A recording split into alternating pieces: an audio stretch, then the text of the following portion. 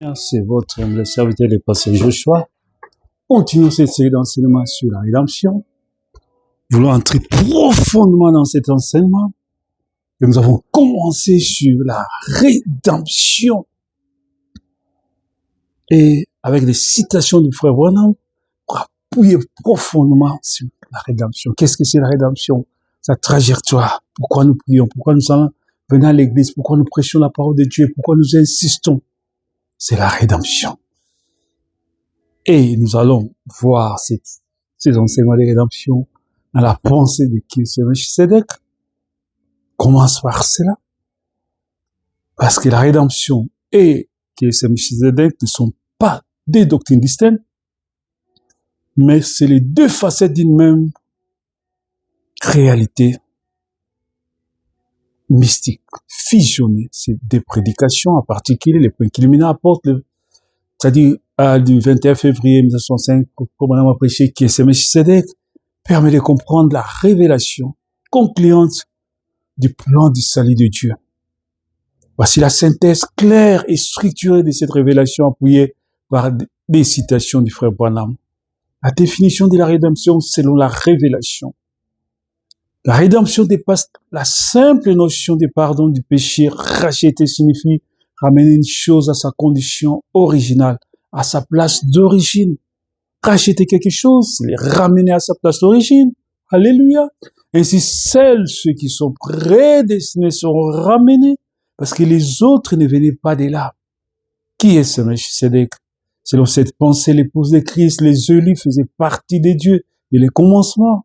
La rédemption est le processus légal et spirituel par lequel Dieu ramène ses propres attributs manifestés en chair vers leur source éternelle. Qui est ce Melchisedec? La théophanie de Dieu. L'identité de Melchisedec est présentée de manière absolue. Melchisedec n'est autre que Dieu lui-même, manifesté dans une forme particulière appelée la théophanie. Le corps de la parole, ou un corps spirituel, qui ne peut pas être touché, mais qui a une forme humaine. Le bonhomme explique qu'à la descente progressive de Dieu pour accomplir la rédemption à travers 3 étapes. 1. L'attribut. Dieu au commencement était une pensée invisible. 2. La théophanie, le Melchisedec. La parole manifestée dans un corps spirituel, sans père ni mère, ni commencement des jours. C'est sous cette forme qu'il rencontre Abraham, la chair Jésus-Christ. La parole faite chair manifestée pour verser son sang. Qui est ce Melchisedec sinon Dieu?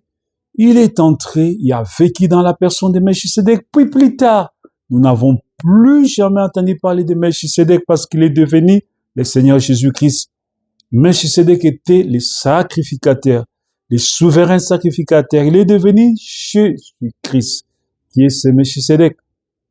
Donc la fusion, les liens absolus entre Melchisedec et la rédemption, la révélation précise et concluante réside dans le mystère de notre propre origine et du chemin des échanges que nous avons emprunté par rapport à Melchisedec. Le contournement de la théophanie, parce que nous avons contourné la théophanie pour venir dans la chair, dit William Branham, qui enseigne que Jésus-Christ, le Melchisedec fait chair, n'a jamais pu pécher parce qu'il est venu directement de l'esprit à la théophanie. Puis de la théophanie à la chair. En revanche, l'être humain ordinaire a contourné la théophanie, l'étape de la théophanie pour naître directement dans un monde de péché en tant que créature charnelle. C'est ici que la rédemption par Melchisedec prend tout son sens. L'itinéraire de Christ, Melchisedec, l'itinéraire de l'Élie, l'homme, pensée, la tribu de Dieu, sommes sortis de la tribu de Dieu, la pensée, et nous avons contourné la théophanie pour venir dans la chair. Mais pour Melchisedec, Dieu, Melchisedec et Jésus-Christ. Alors, qui sommes-nous? Nos yeux, notre stature, quoi que nous ayons été, nous étions dans la pensée dès le commencement, avant qu'il ait même un ange, une étoile, un chérubin ou quoi que ce soit. Il a pensé, il a prononcé, nous voici. Qui est ce Melchisedec? Le retour à la maison. Parce que l'épouse était une pensée originale de Dieu. Le sacrifice de Jésus-Christ à la croix brise la condamnation de la chair. Dès lors, les croyants reçoivent l'esprit, la vie éternelle. la vie immortelle à l'intérieur s'aligne avec la parole. À la mort physique, l'élu ne va pas dans un lieu inconnu. Il révèle enfin ce corps théophanique, Melchisédek, qu'il avait contourné lors de sa naissance terrestre, en attendant la résurrection finale du corps glorifié. Parce qu'à la résurrection, nous serons dans le corps glorifié. Qu'est-ce que c'est le corps glorifié? C'est le corps théophanique qui se fusionne dans ces corps. Et ces corps deviennent comme les corps que Jésus-Christ avait lors de sa résurrection. C'est un corps avec lequel tu peux manger. Le corps théophanie, on ne mange pas avec la théophanie. Le corps théophanie n'a pas de respiration, n'a pas de poumons, n'a pas de cœur, n'a pas de sang à l'intérieur, n'a pas de veines à l'intérieur. Il ne mange pas, il ne respire pas. Il ne meurt jamais. C'est un corps immortel. Mais par contre, le corps de la résurrection, c'est la théophanie qui vient se fusionner avec ces corps ici. Alors, c'est le corps glorifié. Avec ces corps, on peut manger, mais on ne tombe jamais malade. On ne vieillit jamais. On garde la jeunesse. On ne meurt jamais. Eh, alléluia! Donc, à la mort physique, l'élu ne va pas dans un lieu inconnu, parce qu'il est revêtu en fait du corps théophanique, la Melchisédek, qu'il avait contourné lors de sa naissance terrestre, en attendant la résurrection finale, qui est le corps glorifié. Lorsque cette robe de chair est abandonnée, il y a un corps naturel, une théophanie, où nous allons, un corps que des mains humaines n'ont pas fait, qui n'est pas né d'une femme, puis ce corps retourne chercher le corps glorifié. Le corps glorifié, c'est ce corps ici qui est glorifié. Ça veut dire qu'on a retiré la mort, on a retiré les péchés. Ça devient un corps immortel. Ça devient un corps incorruptible, qui ne peut pécher, qui ne peut mourir, qui ne peut vieillir, qui garde la jeunesse éternelle. C'est avec ces corps-là que nous serons enlevés, parce que nous allons manger les pains et les vins au festin des noces de l'agneau. Suivez mes enseignements, vous allez comprendre ça. J'ai expliqué ça beaucoup dans beaucoup des enseignements. La révélation concluante fusionnant ces deux dimensions et que Melchisédek est le Dieu éternel sous la forme de la parole, qui s'est fait chez Jésus-Christ pour rechercher, racheter, ramener à l'original ses propres attributs. La rédemption est le voyage de retour de l'épouse qui quitte son état déchu pour retrouver la position qu'elle a occupée dans la pensée de Dieu avant la fondation du monde. Le Branham dit l'introduction du 7e sceau, prêché le 24 mars 1963 dans la série des 7 sceaux, marque les points culminants absolus et les dénouements de tous les plans de la rédemption. Fusionner la doctrine de la rédemption avec les 7e sceaux et vient comprendre comment Dieu passe de la phase de médiation intercesseur, Christ était assis sur les trônes en train d'intercéder comme agneau de Dieu, immolé avant la fondation du monde, était en train d'intercéder durant les 2000 ans. Donc, à la phase des revendications, il quitte ce trône-là, il vient revendiquer pour la possession légale de ce qui a été racheté. Voici la synthèse complète et précise de cette vision, appuyée par les citations clés du message. 7e sur le mystère du livre de la rédemption. Pour comprendre la rédemption dans les 7e sceaux, il faut revenir au chapitre 5 d'Apocalypse. Dieu tient dans sa main un livre scellé de 7 sceaux. Le bonhomme révèle que ce livre est le titre des propriétés abstraites de la terre et tout ce qui a été perdu par la chute d'Adam. Pendant 2000 ans, Jésus est resté sur le trône de son Père en tant qu'intercesseur, en tant que médiateur pour les péchés d'ignorance des élus. Mais au 7e sceau, le temps de l'intercession est terminé. Le livre est ouvert et maintenant le livre des 7 sceaux est le livre de la rédemption. C'est un titre de propriété et quand les sceaux sont brisés, alors les propriétaires originaux réclament son bien. Le 7e sceau, 24 mars 1963, paragraphe 219. Le passage d'intercesseur au juge est revendicateur.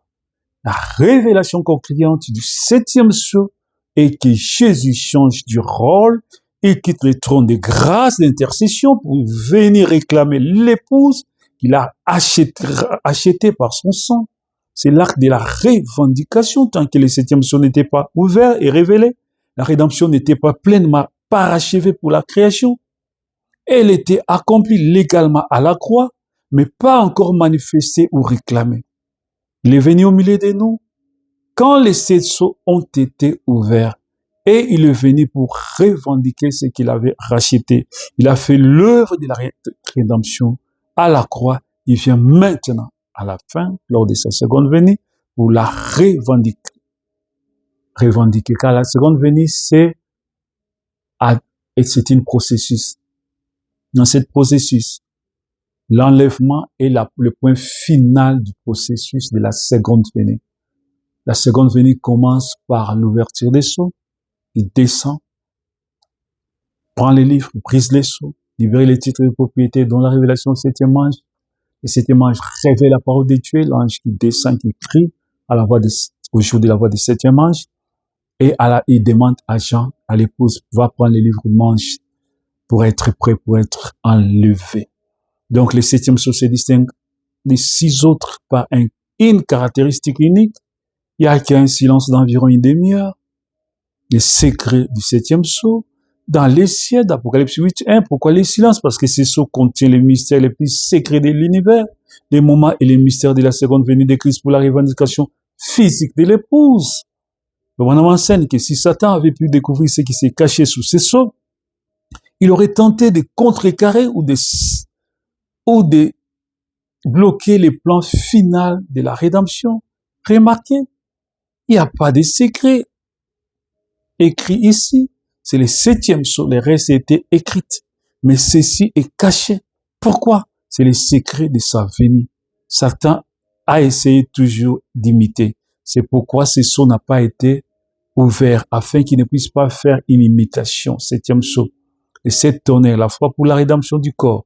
La rédemption complète comprend 2 phases. La rédemption, donc le 7e sceau, il y a les mystères révélés et les mystères cachés. Dans le 7e sceau, il y a les choses qui ont été révélées, écrites, révélées, il y a les choses qui sont cachées dans le silence du 7e sceau. Donc, les rédemptions des l'âme déjà accomplies par la foi, la rédemption du corps, les changements du corps, la résurrection. Selon William Branham, le 7e sceau cache les 7 tonnerres d'Apocalypse 10 qui doivent donner à l'épouse la foi nécessaire pour être enlevée et recevoir ces nouveaux corps. Et puis là-bas, au bout du 7e sceau, il y a ces 7 tonnerres mystérieux. Les gens à vie, à écrire, qui n'a pas été écrit du tout. C'est la chose même qui va donner la foi pour les changements de ces corps, pour les élus, afin de s'en aller. 7e sceau. La synthèse finale. Mais si c'est dès que la rédemption est le 7e sceau, pour obtenir l'idée complète et précise qui unifie ces 2 concepts, des questions, voici comment s'imbrique toute cette révélation. L'origine. Nous étions un attribut dans la pensée de Dieu, mais Melchisédek, tué avant la fondation du monde. La chute, en laissant sur cette terre, nous avons contourné notre corps théophanique pour entrer dans la chair pécheresse. L'esprit Melchisédek est devenu Jésus-Christ. Dans la chair humaine, la parole s'est faite chair, Jean chapitre 1, verset 14. Et il est mort pour nous. Il a donné sa vie, il a versé son sang pour payer le prix de la rédemption, la revendication au 7e sceau, à la fin du 7e âge de l'Église. Après le 2000 ans, Jésus-Christ vient lors de sa seconde venue. À la fin des âges de l'Église, Jésus-Christ quitte le trône de l'intercession pour prendre les livres de la rédemption, les sceaux, et ouvre le 7e sceau. Ces sceaux libèrent les mystères de cette sceau, de cet honneur, qui donne la foi à l'épouse pour quitter cette chair déchue, revêtir la théophanie, rejoindre la forme originale de Melchisédek. Donc, recevoir un corps glorifié lors de l'enlèvement. La rédemption sous le 7e sceau n'est rien d'autre que la clôture légale du plan du salut. La clôture légale du plan de la rédemption. L'épouse est ramenée, c'est le produit final, parce que l'épouse est ramenée physiquement et spirituellement à sa place d'origine, selon le plan de Dieu. Donc, la révélation de la rédemption trouve son accomplissement final, absolu et éternel dans les mystères de la demeure future de l'épouse céleste et de l'épouse terrestre. Prêché le 2 août 1964. Fusionner ces deux pensées permet de comprendre que la rédemption n'est pas seulement un moyen d'échapper à l'enfer, mais un processus dans lequel la restauration totale est accordée à l'épouse. C'est le retour de Dieu, de l'homme et de la terre à l'état de la pureté originale, culminant dans un mariage éternel où les ciels et la terre fusionnent. Voici l'analyse décisive et concluante. Amen. Voici l'analyse décisive et concluante de la fusion doctrinale. Amen. Appuyée par quelques citations. La rédemption de la terre. Un processus en 3 étapes. Frère Branham dit la rédemption de l'épouse humaine et la rédemption de sa demeure. La terre suivait exactement les mêmes plans du salut. La terre qui a été souillée par les péchés d'Adam doit passer par les 3 processus, 3 étapes de sanctification que les croyants pourraient être comme les croyants pour être pleinement rachetés, comme l'homme a été racheté par les 3 étapes de justification, sanctification, baptême du Saint-Esprit. Le feu du Saint-Esprit vient purifier l'âme de l'homme pour que Dieu puisse venir habiter. De la même façon, la terre aussi va passer par ces 3 processus. La justification, les baptêmes dans l'eau, accomplis pour la terre, à l'époque de Noé par les déluges. La sanctification, les baptêmes du sang, accomplis lorsque le sang de Jésus-Christ a coulé sur les sols. Au calvaire, purifiant la terre et réclamant son titre de propriété. C'est Jésus qui réclamait, quand son sang a touché les sols, la terre, Jésus réclamait la terre par son sang. Le baptême du Saint-Esprit, le fait, la rénovation complète, c'est la phase finale liée à la demeure future. La terre sera purifiée par un feu atomique et divin qui détruira toute trace de péché, des germes et de l'œuvre de Satan pour la rendre neuve. Dieu a traité avec la terre de la même manière qu'il traite avec l'individu. Premièrement, pour l'individu, c'est la justification. Deuxièmement, la sanctification. Troisièmement, c'est le baptême du Saint-Esprit et le feu. Remarquez, la terre a reçu son baptême lors du déluge de Noé. Elle a reçu le baptême du sang lorsque le Christ a versé son sang sur la terre. Elle doit recevoir le baptême du Saint-Esprit, le baptême du feu, juste avant le millénium. Demeure future de l'époux, c'est là où Frère Branham parle de ça, le but ultime de la rédemption. La fusion du ciel et de la terre, la conclusion majeure de la pensée est que le ciel et la terre vont fusionner. Il n'y aura plus de séparation entre les domaines spirituels, la terre de l'époux, et les domaines matériels, la terre de l'épouse, la demeure de l'époux et la demeure de l'épouse. Donc les saints des saints, Nouvelle Jérusalem, descendent du ciel pour s'établir sur la terre. Dieu et l'homme ne sont plus séparés. La rédemption a effacé la distance entre Dieu et l'homme. Dieu et l'homme seront fusionnés. Oh, qu'est-ce que c'est? Les cieux et la terre se marient. Ils se sont unis. C'est le plan de la rédemption qui est achevé. La nouvelle Jérusalem et la nouvelle terre s'unissent.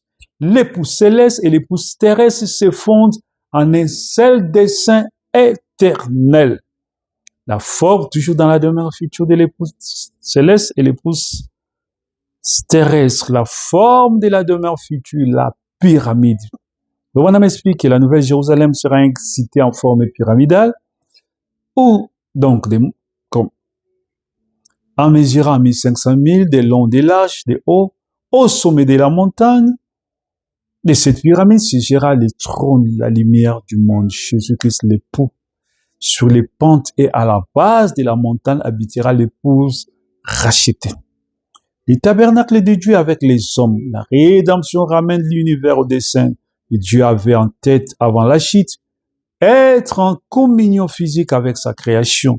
Dans la demeure future, Jésus-Christ, Melchisédek incarné, ne sera plus sur un trône d'intercession invisible, mais il habitera physiquement au milieu de son épouse, au milieu des siens. Voici les tabernacles de Dieu avec les hommes. Dieu a habité dans les ciels, maintenant il va habiter sur la terre, sur les tabernacles de Dieu. Son épouse, sa demeure, il essuiera toute larme de leurs yeux. Il n'y aura plus de mort, ni de deuil, ni de cris, ni de douleur, car les premières choses ont disparu. Le plan de la rédemption a fait son œuvre complète, toujours dans la demeure future. Synthèse finale absolue. De Melchisédek à la demeure future, en unissant l'ensemble de ces trois requêtes, Melchisedec, le septième sceau, la demeure future, nous obtenons la vision totale de la rédemption, selon ce message de William Branham. L'origine de Melchisedec, commencement, vous étiez une pensée invisible en Dieu. Dans le Melchisedec, vous étiez descendu dans un corps de chair déchue, car nous avons contourné la théophanie pour venir dans la chair. Et le prix, c'est la croix, où là où Jésus a payé son prix, Dieu se fait chair en Jésus. Il a versé son sang pour payer la rédemption de notre âme et revendiquer les titres de propriété de la terre. La revendication ou le septième sceau. À la fin des temps, Christ quitte l'intercession, ouvre le septième sceau, les sept tonnerres, pour donner à l'épouse la foi de l'enlèvement afin qu'elle revête sa théophanie, le corps de Melchisedec, et reçoive la rédemption de son corps. La destination finale ou la demeure future, c'est la destination finale. Quand Frère Branham prêche la prédication de la demeure future, il parle de la destination finale de l'époux et de l'épouse. La terre est entièrement purifiée par le feu, le baptême du feu. La nouvelle Jérusalem descend. L'épouse céleste, Jésus-Christ, le Melchisedec descend. Et l'épouse terrestre et les élus vêtus de leur corps glorifiés, ils viennent tous ensemble, habitent, ils s'unissent dans un mariage, habitent ensemble pour l'éternité dans une perfection totale. Idée conclusive. Branham dit la rédemption commence dans les attributs de la pensée de Melchisedec et s'achève lorsque ces mêmes attributs devenus l'épouse terrestre habitent éternellement avec l'époux céleste dans la nouvelle Jérusalem sur une terre nouvelle, c'est le retour parfait et définitif à la case du départ, au plan parfait de Dieu, le plan que Dieu avait avant la chute, le plan que Dieu avait au commencement. Ça veut dire que, donc, tout ça unit la pensée de ce message de William Marion Branham que nous croyons fermement. Donc, dans cette pensée, dans cet enseignement que nous sommes en train d'entrer profondément sur la rédemption, maintenant nous allons encore plus, nous avançons encore plus dans le chef-d'œuvre. Nous prenons la rédemption dans le processus du chef-d'œuvre, dans la pensée du chef-d'œuvre, dans la révélation du chef-d'œuvre les plus profondes et artistiques pour comprendre la rédemption. Fusionner la rédemption avec la vision du chef-d'œuvre permet de comprendre que le plan de salut n'est pas une simple réparation d'urgence après la chute d'Adam, mais une œuvre de l'art divin, minutieusement sculptée à travers les âges, où l'épouse est le prolongement direct de Christ. Voici la synthèse claire et précise de cette fusion, appuyée par des citations. Les concepts du chef-d'œuvre et les premiers brisements. Frère Branham utilise l'image d'un grand sculpteur, Dieu, les grands architectes, les grands sculpteurs, qui veut réaliser son chef-d'œuvre à partir d'un bloc de pierre. Ce chef-d'œuvre original, c'était Adam et Ève, dans le jardin d'Éden, parfait et reflétant les caractères de Dieu, la divinité. Cependant, parce que Dieu fait toutes choses à son image et à sa ressemblance, Satan a réussi à séduire Ève et qui a brisé et ruiné cette œuvre d'art par le péché. C'est ici que commencent les besoins de la rédemption après la chute. Dieu, le grand sculpteur, refuse de jeter les morceaux brisés. Il décide de travailler les blocs pour produire un chef-d'œuvre encore plus glorieux. Et alléluia! Le grand sculpteur a vu la chose être brisée. Il n'a pas jeté les morceaux au rebut, mais il a simplement remis sur les chantiers et il a commencé à façonner un autre chef-d'œuvre. Chef-d'œuvre, paragraphe 56. Le Christ, le chef-d'œuvre parfait, frappé pour la rédemption, pour racheter l'œuvre brisée. Dieu a d'abord sculpté le chef-d'œuvre parfait, Jésus-Christ. Il était la parole manifestée, l'image parfaite du Dieu invisible, les reflets exacts du sculpteur. Même pour accomplir la rédemption, ce chef-d'œuvre parfait devait subir un traitement terrible, du brisement au calvaire. Frère Branham explique que Dieu a dû frapper et crucifier son fils afin de pouvoir en extraire une épouse, laissant verser lors de ces brisements et les prix légal qu'il rachète tout ce qu'il avait perdu. Mais pour pouvoir obtenir une épouse pour ce chef-d'œuvre, il a dû passer par les mêmes processus. Il a dû être brisé au calvaire afin d'obtenir une épouse pour lui. Il a dû être frappé.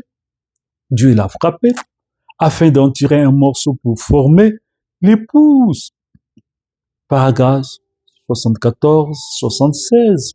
La scripture de la rédemption à travers les âges, de la réforme à l'épouse. Le Branham montre ensuite que comment Dieu a rétabli ses chefs-d'œuvre l'Église à travers l'histoire, en passant par plusieurs étapes de sculpture, les âges de l'Église, Martin Luther, la réforme, la fondation des blocs, la pierre, la tige, John Wesley, la sanctification, les développements des feuilles, la Pentecôte, les dons, les grettes, ou la balle qui enveloppe les grains.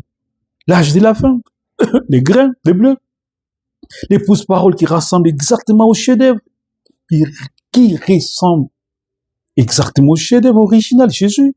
La rédemption, les processus qui extraient les grains pour pur de toutes les étapes précédentes. La balle s'éloigne du grain, Luther était une étape, Wesley était une autre, les pentecôtistes c'était une autre, mais l'épouse s'avance, sortant de tout cela, pour devenir les chefs-d'œuvre identiques à celui qui a été frappé au calvaire, identiques à Jésus-Christ. L'idée concluante est fusionnée, Melchisédek au chef-d'œuvre éternel, en unifiant cette pensée avec cette étude précédente. Voici l'image complète et définitive de la rédemption. Les dessins, Melchisédek au commencement, les grands sculpteurs avaient les plans du chef-d'œuvre dans sa tribu. La pensée de Melchisédek, il met des brisements à la croix pour racheter l'homme déchu. Le chef-d'œuvre Jésus a été frappé, brisé. Son sang a payé les prix de la rédemption. La revendication, le 7e sceau. À la fin, amen, des temps, le Christ revient revendiquer son épouse par l'ouverture des sceaux. Il sépare l'épouse, les grains, de l'organisation, la balle. Il sépare les grains de la balle.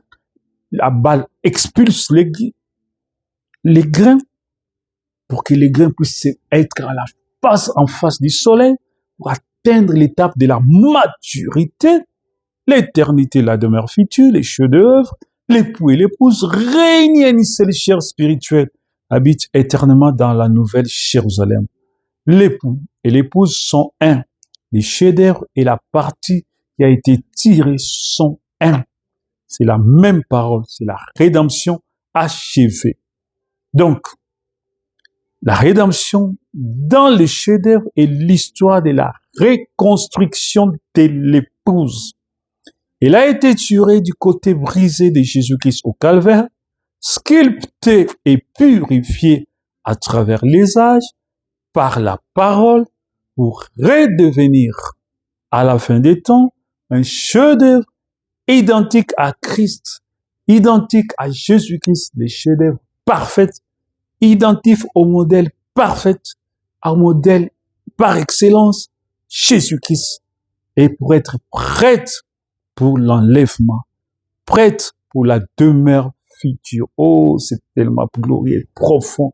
Que Dieu vous bénisse richement. C'est tellement profond cet enseignement. On continue, on garde cap, on garde contact, continue sur la rédemption. Nous évoluons dans la rédemption pour atteindre l'autre dimension de la rédemption. Parce que la rédemption fusionne tout. C'est les processus, c'est les buts ultimes. C'est l'objectif qui doit être atteint.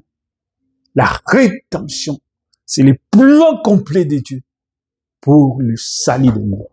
Amen. Amen. Gloire à Jésus, gloire à Jésus.